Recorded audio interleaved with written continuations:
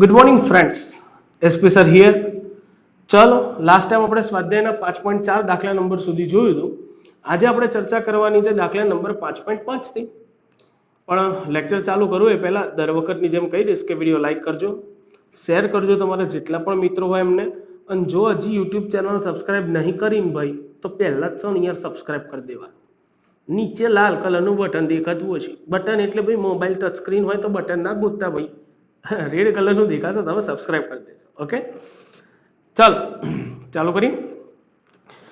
તો સ્વાધ્યાયનો દાખલા નંબર 5.5 તમારી સ્ક્રીન ઉપર તમને દેખાઈ રહ્યો છે અત્યારે. સરસ દાખલો છે ને, ઈઝી દાખલો છે કે એક આદર્શ વાયુ એ એના 1 ગ્રામનું 27°C તાપમાને દબાણ 2 બાર છે.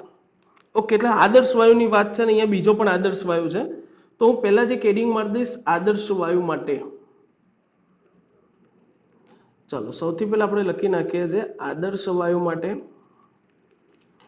ચલો, આપણને બે વાયુની ચર્ચા ચાલે છે, તો પહેલા એ વાયુ માટે 1 ગ્રામ વજન આપ્યું છે, એટલે એનું વજન WA બરાબર કેટલા ગ્રામ છે? 1 ગ્રામ. કઈ વાંધો નહીં. 27°C તાપમાન છે 27°C is equal two 300 kelvin કહી શકીએ આપણે. અને દબાણ, એનું દબાણ છે 2 બાર.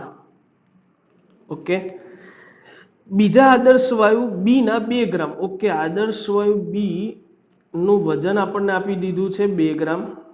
કઈ વાંધો નહીં. તે જ તાપમાને, એટલે ટેમ્પરેચર તો બંનેની અંદર સેમ જ છે, એટલે આમાં પણ હશે 300 કેલ્વિન. અને એ જ ફ્લાસ્કમાં દાખલ કર્યું તો દબાણ થઈ ગયું 3 બાર. ઓકે, સો મને આને જ્યારે ફ્લાસ્કની અંદર નાખું છું બીજા વાયુને, તો જે કુલ દબાણ છે ને 3 બાર થાય છે. એટલે પી ટોટલ મારું થઈ જાય છે 3 બાર. અચ્છા, તો બી નું મળી જાય ને, ડાલ્ટનભાઈનો આંશિક દબાણનો નિયમ, PB is equal to P total minus P A કરી નાખો. એટલે 3 માંથી પહેલાનું 2 બાર બાદ કરી દો તો 1 બાર થઈ જશે. ઓકે, બી નું આંશિક દબાણ પણ મને આપી દીધું છે. તેવું કીધું છે બંનેના આણ્વીય દળનો સંબંધ ગણો. ઓહો, MA અને આનું આણ્વીય દળ MB, આના વચ્ચેનો મારે સંબંધ લાવવાનો છે. તો કઈ વાંધો નહીં, બહુ ઈઝી છે. ચલો ધ્યાન આપજો. સૌથી પહેલા તો હું લખીશ આદર્શ વાયુ સમીકરણ અનુસાર. આદર્શ વાયુ સમી અનુસાર. ચલો, આદર્શ વાયુ સમીકરણ છે મારી પાસે પીવી બરાબર NRT, જેમાં અહીંયા મોલ n બરાબર મૂકી શકું વજન ભાગ્યા અણુભાર મૂકી શકીએ ને આપણે આવું.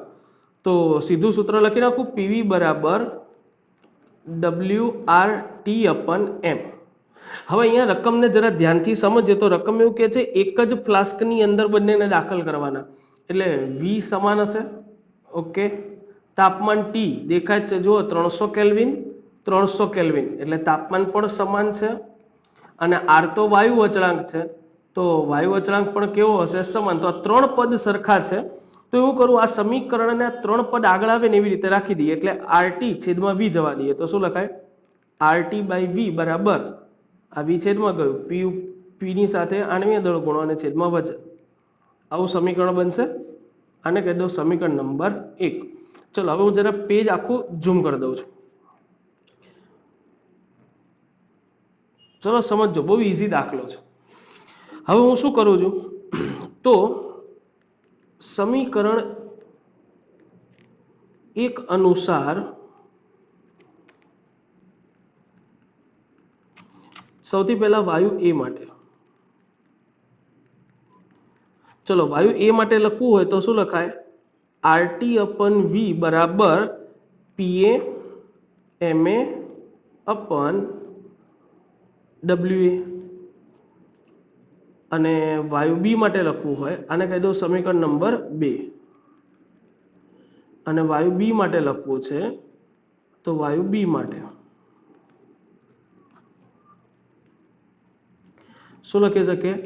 RT/V is equal two PB MB અપન WB.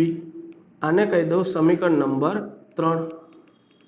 ચાલો, સમીકરણ 2 અને 3 ને સરખાવતા, કારણ કે બંનેમાં RT/V તો સરખા જ છે ને, તો સમીકરણ 2 અને 3 ને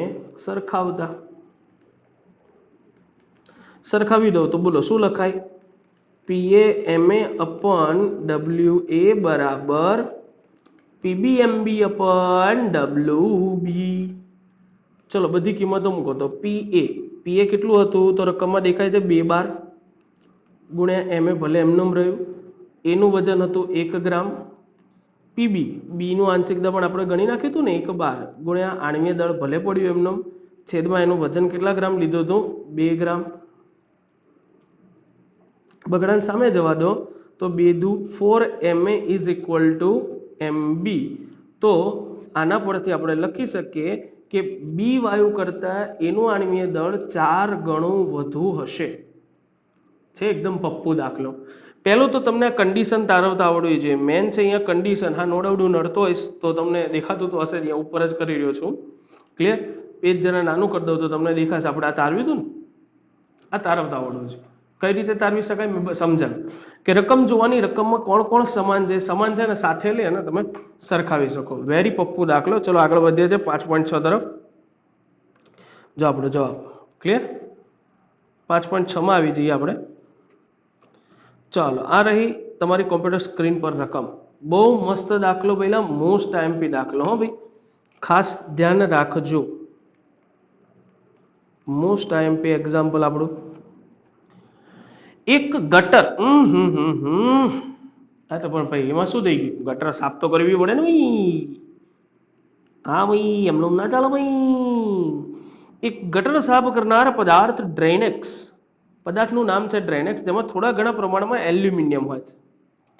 તે કોસ્ટિક સોડા એટલે સોડિયમ હાઇડ્રોક્સાઇડ સાથે પ્રક્રિયા કરી અને હાઇડ્રોજન ઉત્પન્ન કરે છે. તો પહેલા પ્રક્રિયા લખી દો કે ડ્રેનેક્સમાં રહેલો એલ્યુમિનિયમ NaOH અને વોટર પાણીની હાજરીમાં પ્રક્રિયા કરે એટલે એમાંથી બની જશે. સમીકરણ લખવા માટે ઝૂમ કરીએ છીએ. સોડિયમ એલ્યુમિનેટ NaAlO2 અને છૂટો પડશે હાઇડ્રોજન. સંતુલિત કરવું હોય હાઇડ્રોજન 2 છે, અહીંયા 3 બેકી સંખ્યા લાવવા અહીંયા 2 વડે ગુણો તો હાઇડ્રોજન 2 ને 2 4 થઈ જાય, પણ સામે ઓક્સિજન 2 ને 1 3 થાય. ના ચાલે, ઓક્સિજન બી બેકી સંખ્યામાં જોઈશે એટલે આને 2 વડે ગુણો તો ઓક્સિજન 2 દુ 4 થઈ જાય.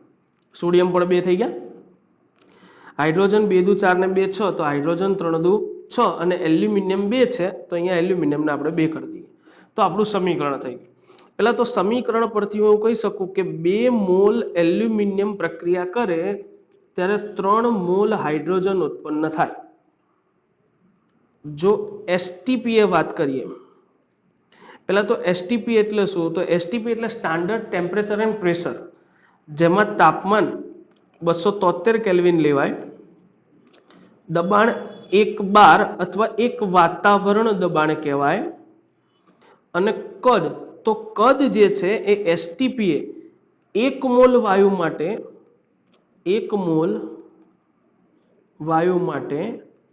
22.4 લીટર હોય.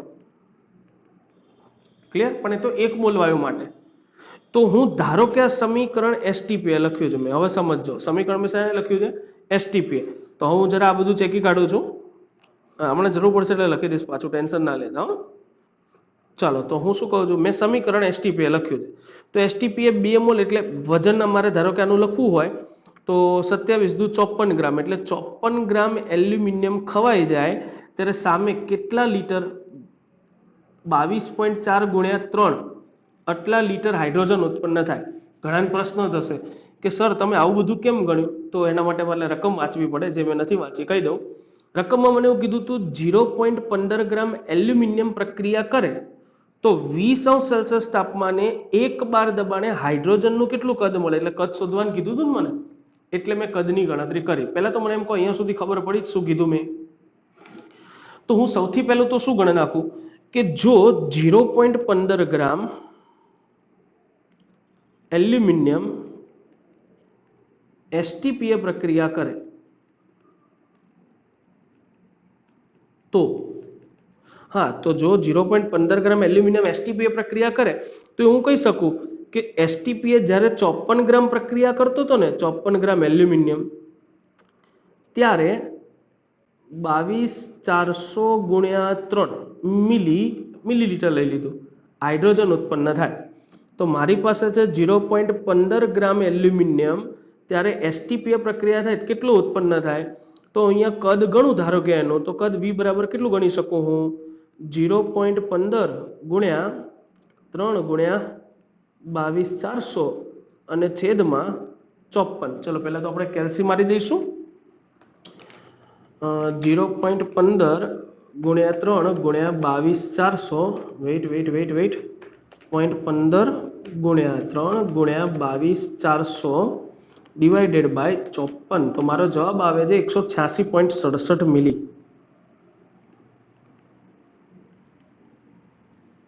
આ મને કદ મળી ગયું.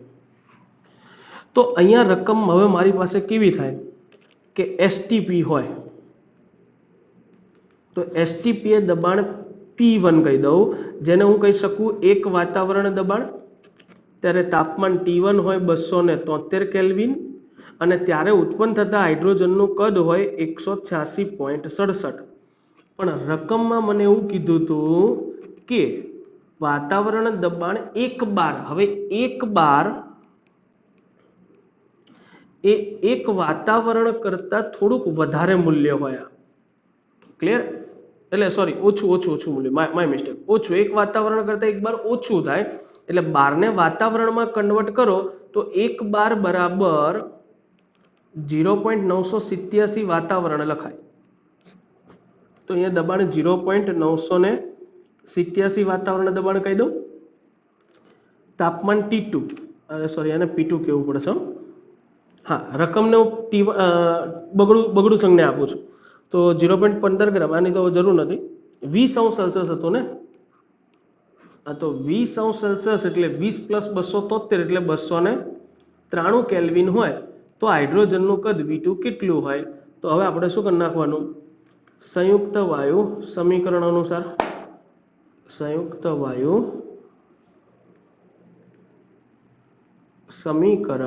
અનુસાર P1 V1 by T1 is equal to P2 V2 by T2. ચલો કિંમતો મેળ દો. તો જરા મારે શું શોધવાનું છે? V2. therefore V2 is equal to P1 V1 T2 upon T1 into P2. ચલો મૂકો ને કિંમત મૂકો. P1 કેટલા હતા? 1.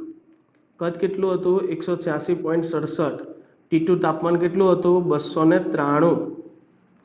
છેદમાં T1 તાપમાન P2 દબાણ 0.987 ગુણ્યા તાપમાન T1 કેટલું હતું? 273. બોલો કેલ્સી મારો જવાબ મળી જાય. હું નથી ગણતો. ક્લિયર? બહુ ઈઝી દાખલો છે, પણ આમાં મેન વસ્તુ છે આજે સ્ટાર્ટિંગની રીત કરીને. તો દાખલો 2 વખત રકમ વાંચજો અને પછી ટ્રાય કરજો. ટ્રાય કરશો એટલે આવડી જ જશે. ટેન્શન ના લેતા, ઈઝી છે, મેં ગણાયો છે, એ રીતે ધ્યાન રાખજો. ચલો આગળ વધીએ છીએ આપણે. ત્યારબાદ આપણે જોવાનો છે દાખલા નંબર 5.7. અરે વાહ! ચલો 5.7 ની અંદર આપણને શું કીધું છે? 9 ડેસીમીટર ક્યુબ. ઓકે, કદ આપ્યું છે 9 ડેસીમીટર ક્યુબ. કઈ વાંધો નહીં.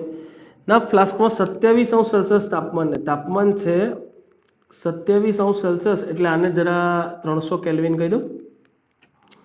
3.2 ગ્રામ મિથેન. એટલે મિથેન માટે વજન આપ્યું છે અને W1 કહું છું 3.2 ગ્રામ. ક્લિયર? અને 4.4 ગ્રામ કાર્બન ડાયોક્સાઇડ. ઓકે, એટલે એક બાજુ CO2 માટે એને W2 કહી દઉં 4.4 ગ્રામ. તો બંનેના મિશ્રણનું કુલ દબાણ કેટલું થાય? અરે ઈઝી છે. કુલ મિશ્રણનું દબાણ ગણવું હોય તો આદર્શ વાયુ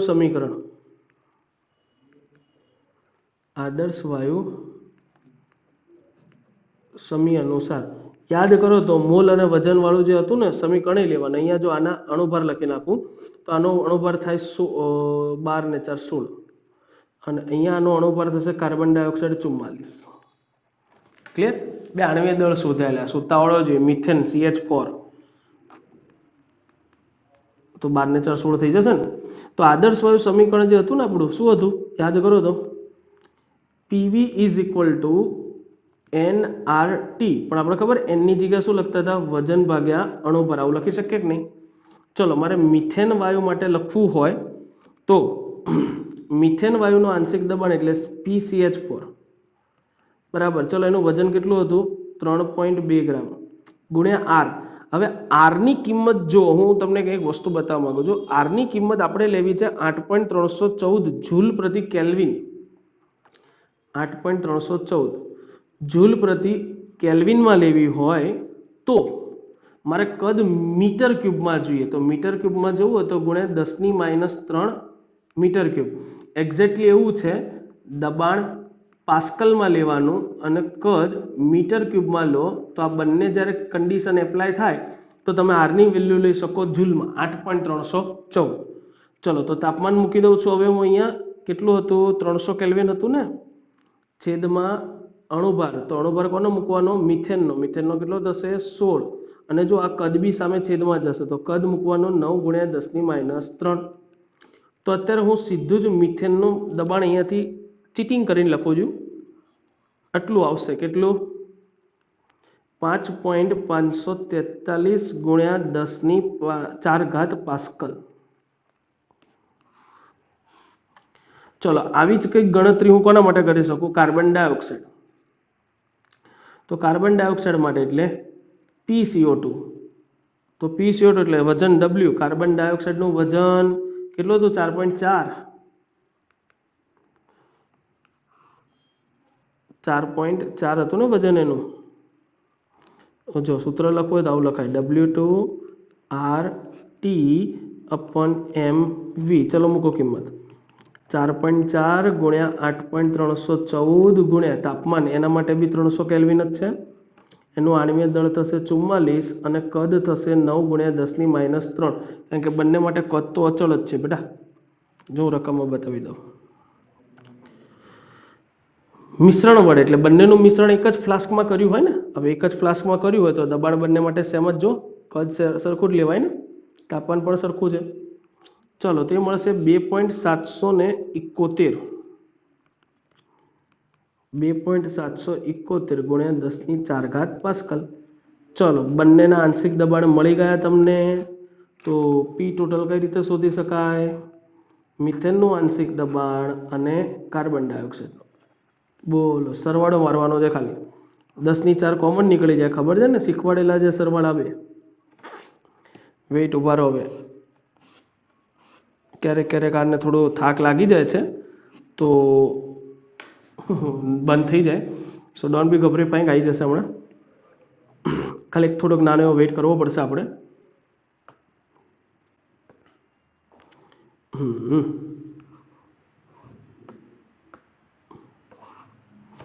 ઓકે, બંનેનો ખાલી તમારે સરવાળો મારી દેવાનો છે એટલે તમને આંશિક દબાણ મળી જશે.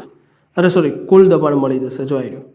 તમારે બંનેમાંથી 10⁻⁴ કોમન કાઢી લેવાનું અને જે વધે એનો સરવાળો કરી દો તો આટલો આવી જશે. ડન છે. ચલો તો વધે 5.8. આ રહ્યો તમારી કોમ્પ્યુટર સ્ક્રીન પર. આ તો કોણ બનેગા કરોડપતિ ચાલે એટલે. ચાલો 5.8 ની અંદર 0.5 લિટર હાઇડ્રોજન 0.8 બાર દબાણે અને 2 લિટર ઓક્સિજન 0.7 બાર દબાણે. ઓકે, એટલે મને બે વાયુની વાર્તા ચાલે છે. એટલે સૌથી પહેલા તો હું કામ શું કરીશ? બંને વાયુ માટે પહેલા તો સેપરેટીકરણ કરી નાખશું. સેપરેટીકરણ કરવા માટે આ બાજુ લખો છો હાઇડ્રોજન વાયુ માટે, આ બાજુ આપણે લખીએ છીએ ઓક્સિજન વાયુ માટે. ચલો જે આપ્યું છે પહેલા મને રકમમાંથી લખો. આના માટે આપણે નંબર વાપરીશું 1. આના માટે નંબર વાપરીશું ના, ચલો 1 2 નહીં વાપરા. ઓક્સિજન હાઇડ્રોજન કોણ? ચલો હાઇડ્રોજન માટે રકમમાં મને કદ આપ્યું છે volume of hydrogen is equal two 0.5 litre. એટલે જ્યારે 0.5 લિટર કદના પાત્રમાં હાઇડ્રોજન ભર્યો હોય ત્યારે એનું આંશિક દબાણ છે 0.8 બાર. ઓકે, અને 2 લિટર કદના પાત્રમાં ઓક્સિજન ભર્યો હોય ત્યારે એનું આંશિક દબાણ થાય છે 0.7 બાર. હવે બંનેને 1 લિટર કદના પાત્રમાં 27°C તાપમાને ભરવામાં આવે છે. બંને વાયુને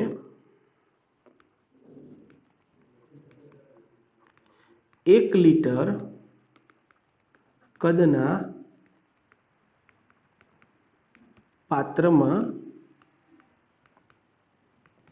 ભરવામાં આવે ત્યારે એટલે મારે હવે તો શું કરવું પડશે, હું બંનેને શેમાં ભરું છું, 1 લીટર કદના પાત્રમાં ને, તો મને રકમમાં જે આપ્યું હતું એ રકમમાં તો મને 0.5 લીટર કદના પાત્રમાં આપ્યું હતું. એટલે સૌથી પહેલા તો હું હાઇડ્રોજન માટે આંશિક દબાણ ગણીશ. તો હાઇડ્રોજન વાયુ માટે હું શું કરી શકું, હા, તો શરૂઆતમાં એનું આંશિક દબાણ હતું 0.8 બાર, શરૂઆતનું કદ હતું 0.5 લીટર.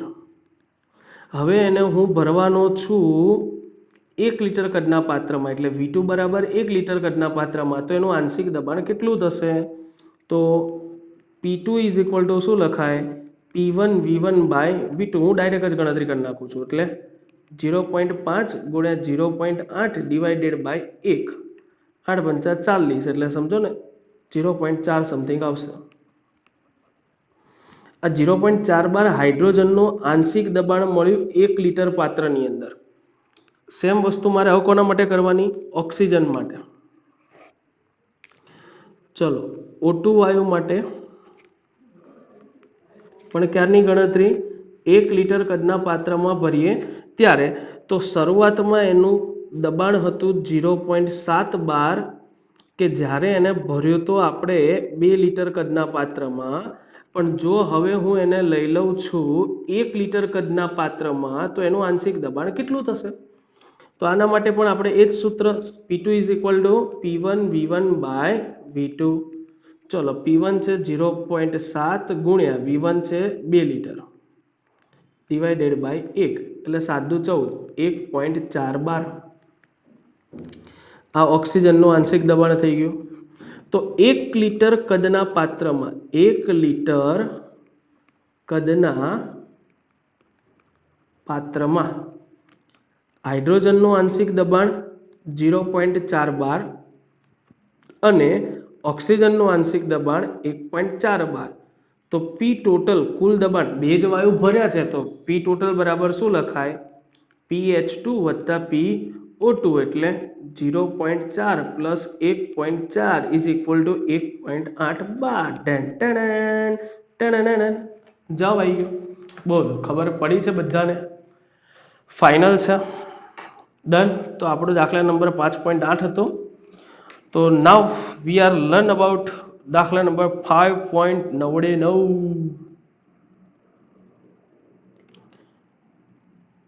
એ 5.9 કાંઈ ગયો, અહીંયા રહ્યો ને, અહીંયા રહ્યો, આવ્યો, રસ્તામાં છે. ચાલો 5.9 જોઈએ છે. બહુ ઇઝી દાખલો 5.9, પણ ધ્યાન રાખવા જેવો દાખલો છે. મને એવું કીધું છે 27°C તાપમાને, એટલે તાપમાન કીધું છે 27°C 300 કેલ્વિન, 2 બાર દબાણ કીધું છે 2 બાર. એક વાયુની ઘનતા D આપી છે 5.46 ગ્રામ પ્રતિ ડેસીમીટર ક્યુબ. તો STPA કેટલી હોય, STPA ઘનતા કેટલી છે, તો એમ કરો, આને D1 અને P1 અને તાપમાન T1 કહી દો. તો STPA કી એટલે તાપમાન T1 બરાબર કેટલું લખાય, T2 બરાબર 273 કેલ્વિન લખાશે. દબાણ કેટલું હોય, 1 બાર. જનરલી જ્યારે સરખામણીમાં અહીંયા 1 બાર કરતાં વધુ આપેલું હોય તો તમે P2 1 બાર લઈ શકો છો. ત્યારે ઘનતા D2 કેટલી, આ મારે ગણવાનું છે. બહુ ઇઝી છે, એકદમ પપ્પુ દાખલો છે, ધ્યાન રાખજો, તરત આવડી જશે. હો બેટા, તમારે શું કરવાનું છે, આપણને ખબર છે આદર્શ વાયુ સમીકરણ, જેના પરથી આપણે સંબંધ લાવ્યા હતા PM is equal two dirty, એટલે તમારે બધું લખવાની જરૂર નથી. અહીંયા સીધું તમારે એવું લખવાનું, આપણે તારવી ચૂક્યા છે, એટલે આદર્શ વાયુ સમી અને ઘનતા વચ્ચેના સંબંધ અનુસાર.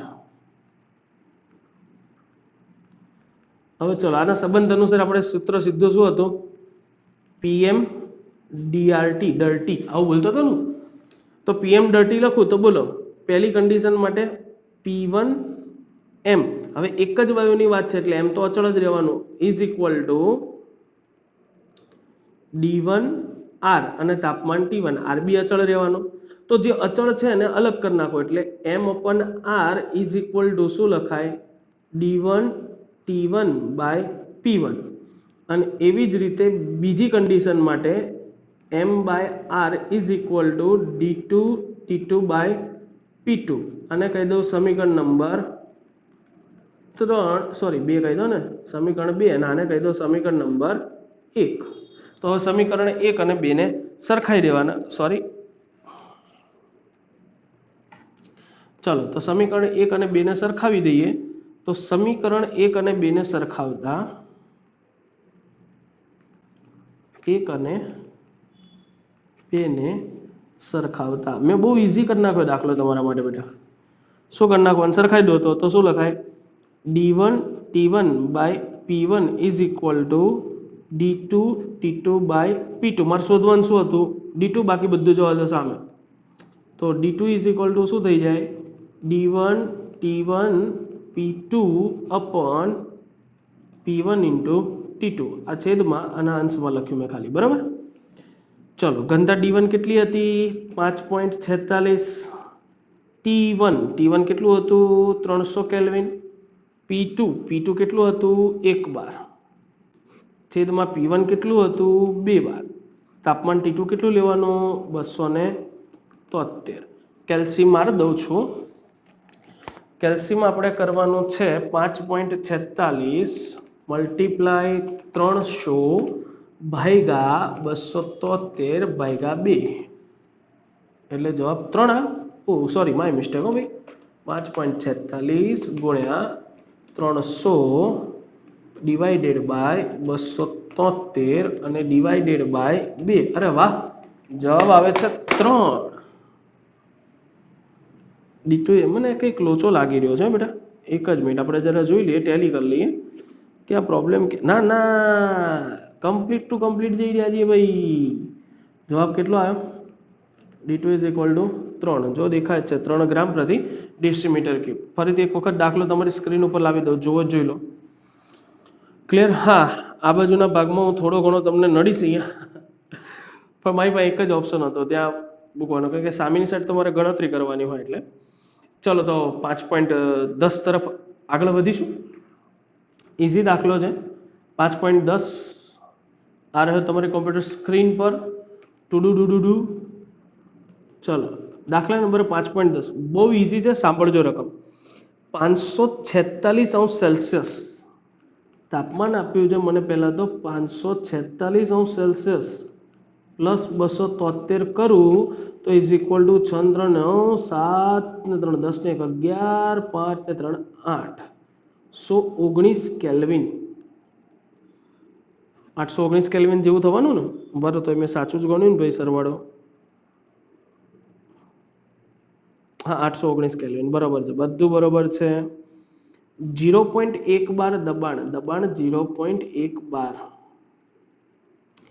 34.05 મિલી કદ 34.05 મિલી ફોસ્ફરસની બાષ્પનું વજન ઓય બાપા વજન બી આપ્યું છે 0.0625 ગ્રામ છે તો એનું મોલર દળ ગણો એટલે મારે એનું આણ્વીય દળ ગણવાનો છે બહુ એકદમ ઈઝી દાખલો છે પણ હવે જો આપણે આ રીતે નથી જો હું તમને આને કરતા સહેલી રીત બતાવું એ ધ્યાન રાખજો હું શું કરું છું કદ મિલીમાં છે એની જગ્યાએ લીટરમાં લઉં તો લીટરમાં લેવું હોય તો 34.05 ગુણ્યા 10⁻³ લીટર લખાય બે મિલીલીટરને લીટરમાં લઈ ગયો ખાલી તાપમાન એટલે આ કદ વી થઈ ગયું તાપમાન 819 દબાણ 0.1 વજન એટલા gram 12 litre kelvin inverse mole ઇન્વર્સમાં આર ની વેલ્યુ થાય 8.314 ગુણ્યા 10⁻²,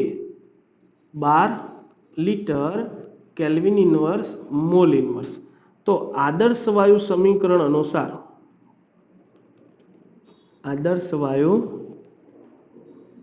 સમી અનુસાર દાખલો એકદમ પપુડિયું થઈ ગયું લ્યા. જો આપણી પાસે આદર્શ વાયુ સમીકરણ શું હતું તો P ઇઝ ઇક્વલ ટુ આમ તો PV બરાબર nRT છે જેમાં n એટલે મોલ તો PV is equal to mole એટલે વજન ભાગ્યા આણ્વીય દળ WRT અપન એમ લખાય.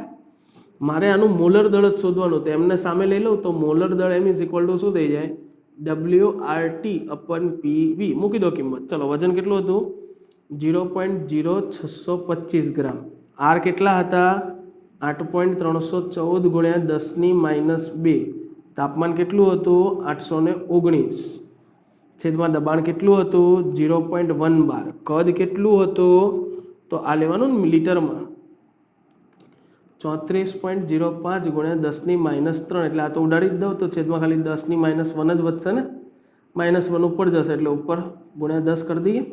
ચલો ખાલી માત્ર ને માત્ર કેલ્સીનું કામ કરવાનું છે 0.0625 ગુણ્યા 8.314 ગુણ્યા 819 ગુણ્યા 10 ડિવાઇડેડ બાય 0.1 ડિવાઇડેડ બાય 34.05 એટલે જવાબ આવે છે 1249. વેટ હા ભાઈ કઈ લોચો નથી ને નથી 1249.98.